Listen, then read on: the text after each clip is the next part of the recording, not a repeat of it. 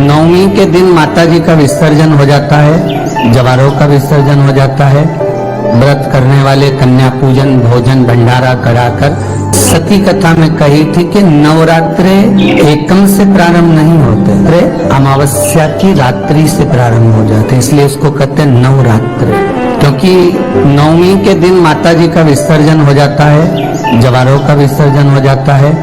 व्रत करने वाले कन्या पूजन, भोजन, भंडारा कराकर विराम ले लेते। तो नवमी की रात्रि उसमें नहीं जुड़ा पाती, उसमें रात्रि अगर जुड़ती है तो ये अमावस्या की रात्रि से जुड़ना प्रारंभ होता है, तब जाकर वो नवरात्रि पूर्ण हो पाती। आज भी नियम है, नवमी तिथि के दिन अगर भगवान नारायण के चरणों में हल्दी और कुंकू दोनों चीजें चढ़ाई जाए तो नारी कभी विधवा होकर नहीं मरती। आज भी लिखा है, अखंडता को पाने के लिए भगवान नारायण के सीधे चरण में हल्दी और उल्टे चरण में हरोली चढ़ाई जाती, कुंकू दोनों के जमाने में भूखे को भोजन कराने वाले बहुत सारे हैं, पर आज के जमाने में जो भूखा है, जो भूखा रहता है, उसको कमाने का तरीका सिखाने वाले कम है। भूखे को भोजन देने वाले बहुत सारे मिलेंगे और कहेंगे हम इनको भोजन करा देंगे, हम इनको लंगर करा देंगे, हम इनको भंडारा करा देंगे, ये भोजन करें, ये भोजन ग्रहण करें। पर अपने भीतर एक बात उतार कर रखिए कि किसी को भोजन करा रहे हो वो आपकी दया है, आपकी श्रेष्ठता है, भगवान की कृपा है, भोलेनाथ की करुणा है। पर उसके साथ एक बात और स्मरण में रखो कि जो बहुत दिनों से भूखा है, रोज कुछ ना कुछ बातें, रोज तकलीफ में, रोज कष्ट में, रोज परेशानी में, तो उसको समझा कर देखो हम कब तक आपको देंगे, हम कब तक आपको प्रदान करेंगे। एक काम करो, आप कुछ काम चालू करो, कोई व्यापार चालू करो, कोई व्यवसाय चालू करो, कोई ऐसा कार्य करो जिससे तुम्हारे जीवन में दो रोटी रोज की आए और तुम्हें किसी के आगे हाथ फैलाना ना। स्त्रियों के रजो धर्म से जुड़ी हुई जितनी भी प्रॉब्लम रहती है, जैसे कोई नारी उसके यहाँ बच्चे नहीं है, जैसे कोई नारी उसके यहाँ बच्चे नहीं है, संतान नहीं है और रज धर्म आना बंद हो गया है, तो संतान हो ना रही है, रजो धर्म ही नहीं आ रहा, तो मातंगी माता का नाम लेकर लाल फूल देवी के चरणों में समर्पित कर दें और माता के चरणों को गाय के घृत से धो दें, उस घी को घर में लाएं और भोजन के साथ में पाना प्रारंभ कर दें। मातंगी माता का नाम लेकर करेंगे यह उपाय तो नारी का रजो धर्म आना प्रारंभ हो जाता है। रजो धर्म से जुड़ी जितनी भी प्रॉब्लम है वो मातंगी माता के नाम से ही पूर्ण हो जाता है। हमारी डॉक्टर का पीछा ही नहीं छूट रहा हो तो शिव महापुराण, विष्णु पुराण और स्कंद पुराण में जो पुरुषोत्तम कथाओं का वर्णन किया गया है, एक आटे का दिया, उसमें 4 बत्ती, आटे के दिए में 4 बत्ती रखें, तिल्ली का तेल डाल लें, थोड़ा सा उसमें सरसों का तेल डालें।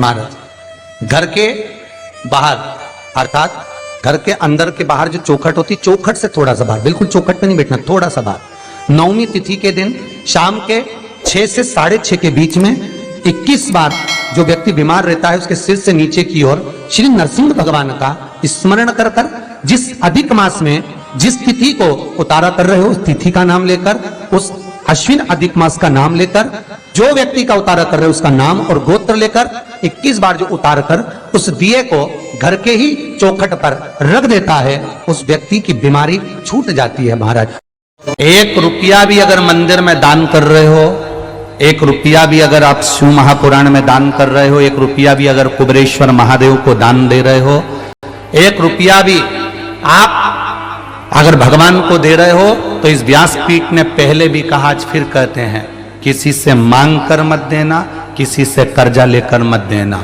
जब मेरा देव अधिदेव महादेव तुम्हारी झोली भर दे तब दोनों हाथ में भर कर दे देना, मांग कर मत देना।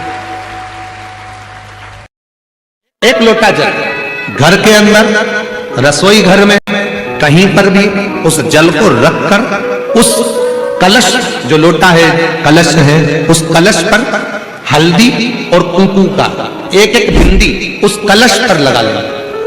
एक लोटा जल भर लिया, भरकर अपने कहीं रखा, उस पर हल्दी और कुंकू की एक एक बिंदी लगाकर हाथ में लेकर उल्टा हाथ उस पर रखकर बाबा से प्रार्थना कर वापिस वो जल लेकर शंकर के मंदिर में शंभेश्वर महादेव के नाम से अगर जल समर्पित कर देते हैं तो घर में कितना भी क्लेश मच रहा हो 15 से 20 मिनट में शांति। आज की मित्रता वो नहीं है कि अर्जुन और भगवान कृष्ण की मित्रता होगी।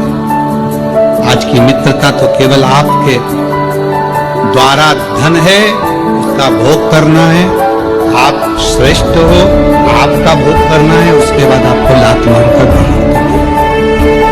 सतर्क हो जाए मेरे बेटा बेटी, और आपकी सतर्कता आपकी जिंदगी बना सकती है। क्या पड़ा है बजरंग दल को, क्या पड़ा है विश्व हिंदू परिषद को, क्या पड़ा है संघ को, क्या पड़ा है सनातन को कि हर गरबे के दरवाजे पर उन्होंने आपको सुरक्षित रखने का प्रयास किया। हर गरबे के दरवाजे पर, हर गरबा पंडाल में वो आपको मैसेज डाल रहे हैं, बैनर लगा रहे हैं, आप सुरक्षित रहे। उनको क्या पड़ रहा है? केवल इसलिए कि आप किसी गलत के हाथ ना आ जाओ और तुम्हारे टुकड़े फ्रिज में या अटैची में मिले, ये वो नहीं चाहते। तुम्हारे टुकड़े फ्रिज में या अटैची में मिले, ये वो नहीं चाहते। उनको कुछ नहीं पड़ रहा, फिर भी आपके लिए झगड़ रहे हैं, आपके लिए लड़ रहे हैं, आगे बढ़ रहे हैं। कि आप सुरक्षित, आपकी रक्षा, एक रक्षा का विषय है, वो आगे बढ़े। मां करुणा सागर, करुणा करने वाली, दया सागर, दया करने वाली। आप जिस भाव से, अब महाती ने तो इतना बड़ा यज्ञ करा, इतना बड़ा अनुष्ठान करा, इतना करोड़ों का खर्चा करा, इतना लाखों रुपया लगा दिया, और लाखों करोड़ों किसके लिए लगाए? जगत को दिखाने से मेरी मां प्रकट नहीं हो सकती, जगत को दिखाने से मेरी मां प्रसन्न नहीं हो सकती। मेरी मां को प्रसन्न करना है, अपने घर में एक ज्योत भी लगाओगे तो मां प्रसन्न हो जाएगी। एक छोटी सी कन्या का भोजन भी कराओगे, मेरी मां प्रसन्न हो जाएगी। और किसी के चेहरे पर प्रसन्नता लाओगे, मेरी मां प्रसन्न हो जाएगी। अपने घर की बहन बेटी का आदर करोगे, मेरी मां प्रसन्न हो जाएगी। और अपने घर की माता के चरण छू लोगे, मेरी मां प्रसन्न हो जाएगी। दुख आपको आपका परिवार कभी नहीं देता भाई। ना आपकी माता आपको दुख देगी, ना आपकी पिता आपको दुख देंगे, ना आपका भाई आपको दुख देगा, ना आपकी धर्म पत्नी आपको दुख देगी, ना पति दुख देगा, ना बच्चे दुख देंगे, ना कुटुंब दुख देगा, ना बहू दुख देगी, ना पोता पोती दुख देंगे। आप में से आपका पति दुख दे रहा है, ना आप अपने पति को तलाक दे रहे हो, ना आप अपनी पत्नी को तलाक दे रहे हो, वो आपको दुख दे रही है। ना आपका कुटुंब के लोग, परिवार के लोग, भाई आपको दुख दे रहा है, ये कहीं नहीं हो सकता। भाई भी आपको दुख नहीं दे रहा, ना आपके परिवार वाले, ना नातेदार, ना रिश्तेदार, ना मित्र, ना सखा, ना दोस्त, कोई आपको दुख नहीं देता। ये शिव महापुराण की कथा कहती है। हमको लगता है कि हमारे परिवार वाले दुख दे रहे हैं, हमको लगता है हमारी बहू हमें दुख दे रही है, हमें लगता है हमारी सास हमें दुख दे रही है, हमें लगता है हमारा पति हमको दुख दे रहा है, हमें लगता है हमारे कुटुंब वाले हमको दुख दे रहे हैं। महापुराण की विद्येश्वर संहिता कहती है ये कोई आपको दुख नहीं देते, दुख आपका पूर्व का कर्म आपको देता है। ये जितने भी मिले हैं ना आपको, रिश्तेदार, नातेदार, कुटुंब, भाई, बंधु, सखा, पत्नी, पति, पोता, पोती, ये जितने लुटेरे मिले हैं, ये जितने अपशब्द कहने वाले मिले हैं, ये जितना ताने देने वाले मिले हैं, ये जितना गाली देने वाले मिले हैं, ये जितना उंगली उठाने वाले मिले हैं, ये कोई दूसरे नहीं, तुम्हारे पूर्व कर्म के कोई ना कोई पुराने ही होंगे जो तुम्हारे साथ जुड़कर तुम्हारे टांग खींचने के लिए सामने खड़े हुए हैं। तो ये सब दिमाग से निकाल दीजिए आप, आपके ये चित्तवृत्ति बुद्धि से ये बात सब निकाल दो। जितने लोग कथा सुन रहे हैं अपनी बुद्धि से निकाल देना कि मेरी बहू मुझे गाली दे रही है। हाँ, तूने किसी गाय को रोटी नहीं दी, और दी भी होगी, दूसरी बार गाय आ गई होगी तो डंडा मार के भगा दिया, वही बहू आई है, वाणी के डंडे कुदा रही है। कोई बेटा अगर नहीं सेवा कर रहा, कोई बेटा नहीं पूछ रहा,